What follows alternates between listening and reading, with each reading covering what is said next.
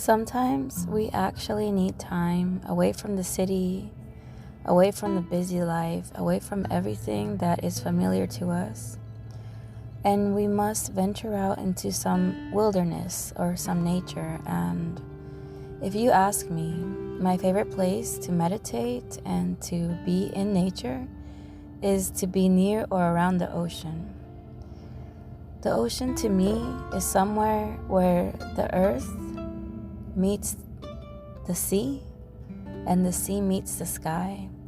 And there's a beautiful transition from the tannish color of the sand to the blues and greens and ever-changing turquoise of the ocean to the very dynamic sky, whether it's a sunset or a sunrise, or whether the clouds are thick or thin, or whether there's rain clouds on the horizon.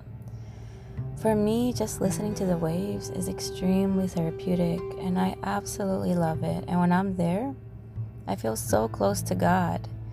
I feel like the sky is huge. I feel like the ocean is just so deep, to the point where only He knows the bottommost, deepest point of the world. And when I look up, I just can't help but imagine that God is there. God is there. I'm going to share something really strange with you. And so I mentioned in an earlier podcast that I suffered from depression for most of my life. And this year, I was trying to take steps to feel better, to be better. And well, there's an experimental drug or pharmaceutical drug called ketamine. And ketamine is usually known as like horse tranquilizer.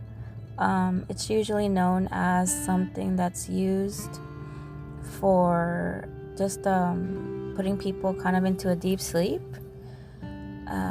in order for like some surgical or some kind of medical procedures. So it's kind of used as to kind of induce almost like a fake coma. That's how I would say it. So anyways, what I wanted to say is this.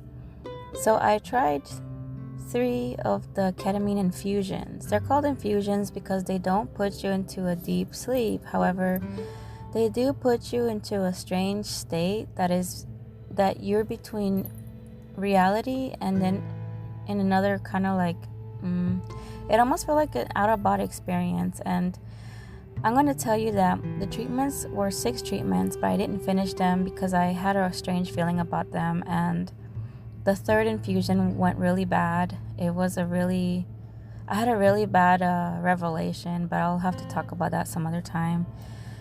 The one I want to talk about was the positive one I had. So at 80 milligrams with the ketamine infusion, I had this feeling that I was in the heavens, like floating around in space with God. I didn't see God, but I felt His presence, and I felt like His love surrounding me, and I felt so safe, like He was just there and I had nothing to worry about. It was strange, the ketamine, because it kind of forced me into this world in my head that felt so real. I felt I was in the stars. I felt I was in the sky, and I felt God's presence. So what I was appreciative of was this. I was able to feel the presence of God and how alive He is in my mind.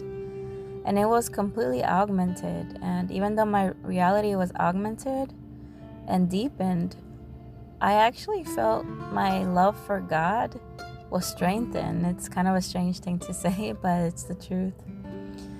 So the way I felt in my ketamine dream, I guess I'll say, and the way I felt when I go to the ocean, these are kind of like ways in my head that I think we can escape, or we do escape. Like, I don't recommend ketamine because, again, I said it's experimental, it's extremely expensive. Again, some people like abuse this thing, and anything that's abused is bad. Anything in excess is just terrible, really. But anyway, the point is to kind of like find a way to beautifully escape outside of what you know. And I highly recommend going to a nature area. This could be a creek, this could be a lake, this could be an ocean, this could be like one of the national parks that's probably around you. This could be like a really quiet, secret place, just away from the cars, away from the highways, away from the hustle and all the craziness of the city life. I live in a city that is absolutely, it's kind of a party city. I don't like living here. It's a little too wild for me. I barely really go out, especially not at night, because that's when all the craziness happens, right? So when I escape, it's to the ocean. And that's where I feel God's presence. Of course, we can't escape to space like I did in my dream, right? But you can definitely find somewhere to escape.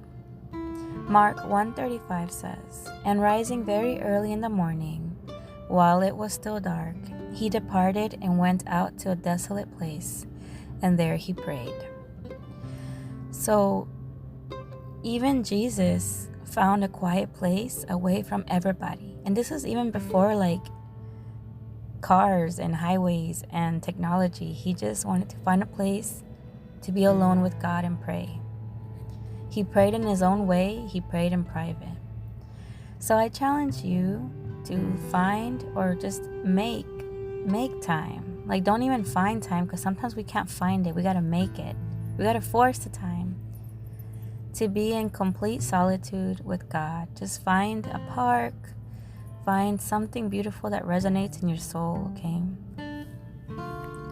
Don't be like me and don't go to ketamine route, because that was one of my, I would say, like one of my mistakes when I was trying to feel better. But it was definitely a trial and error moment, and now I'm a lot more happy. And I actually found happiness through reading the scriptures and trying to get close to God. Earlier I did a podcast on the will of God, and the will of God is that we share Christ with others. And I found that when I started this project, I felt like my purpose was being fulfilled, and I felt like I was doing God's will. And I feel like if I can help you or make you feel better, then I'm doing something good, and I want to do good things, and I want you to do good things too. All right, well, I hope that you have a beautiful day, and if you found a beautiful spot or something interesting, let me know. My email, you can email me at reformedeve@gmail.com, or you can find me on Instagram, reformedeve, REFORMEDEVE. Thank you so much for listening, and have a beautiful, blessed day.